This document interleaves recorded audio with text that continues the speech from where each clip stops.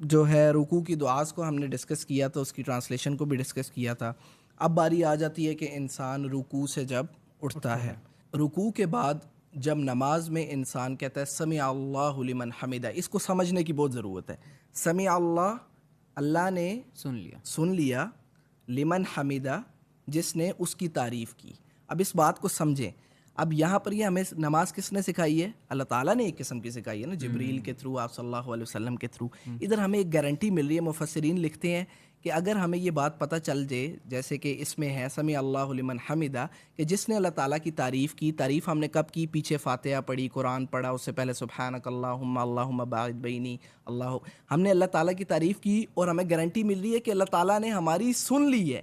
اب اس کو میں ریلیٹ ایسے کروں گا، میں کسی پرائم منسٹر کو میسج کرتا ہوں، اب اس نے میرا میسج دیکھا ہے، رپلائی نہیں بھی کیا، لیکن میں تو اچھلوں گا بھائی پرائم منسٹر نے میرا میسج دیکھ لیا. تو یہاں پہ پتہ چل رہا ہے کہ بھائی اگر آپ اللہ تعالیٰ کی تعریف کرو گے نماز میں، جیسے آپ پیچھے کر رہے ہو، ویسے بھی آپ اللہ تعالیٰ کی تعریف کرو گے تو اللہ تعالیٰ آپ کی تعریف کو سنے گا. اچھا، اس میں مفسرین ایک اور بڑی پیاری بات لکھتے ہیں کہ انسان کو جب یہ پتہ چلتا ہے نا کہ اللہ تعالیٰ نے اس کی تعریف سن لی ہے، تو وہ اتنا خوش ہوتا ہے، اتنا خوش ہوتا ہے، اتنا عاجز ہو جاتا ہے وہ، کہ وہ اللہ تعالیٰ کے آگے پھر وہ سجدے میں چلا جاتا ہے نا. پھر وہ اللہ تعالیٰ کے آگے بالکل جھک لیتا ہے. اللہ میں نے تیری تعریف کی اور تو نے سن لی، مجھے اس قابل سمجھا اور میری تو نے تعریف کو سن لیا جو میں نے تیری تعریف کی. تو ایک تو یہ بیسک ہے سمع اللہ لمن حمدہ. اس کے بعد ربنا ولک الحمد حمدا کثیرا طیبا مبارکا فی.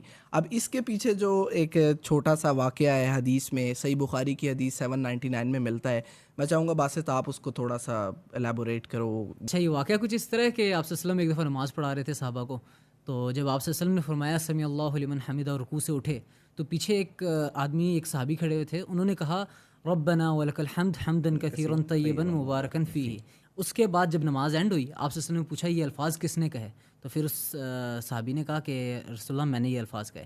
تو آپ صلی اللہ علیہ وسلم نے کہا کہ میں نے 30 سے زائد فرشتوں کو دیکھا ہے ان الفاظ کو لکھنے میں سبقت، مطلب ایک دوسرے سے ریس لگا رہے تھے کہ ہم یہ الفاظ پہلے لکھیں. پھر یہ نماز کا حصہ مطلب یہ الفاظ اللہ تعالیٰ کو اتنے پسند آئے کہ یہ الفاظ کو اللہ تعالیٰ نے نماز کا حصہ بنا دیا. اچھا، اب اس میں پھر تعریف کر رہا نا انسان، ربنا ولک الحمد حمدا کثیرا طیبا مبارکا فیہ. اب یہ تعریف ہے پھر سے، اور بے تحاشا تعریف ہے. اب دیکھو پیچھے ہم نے رکوع میں سے جب اٹھتا ہے انسان کہتا ہے سمع اللہ لمن حمدہ، انسان کو پتہ چلا کہ میں نے اللہ کی تعریف کی تو اللہ نے میری سن لی.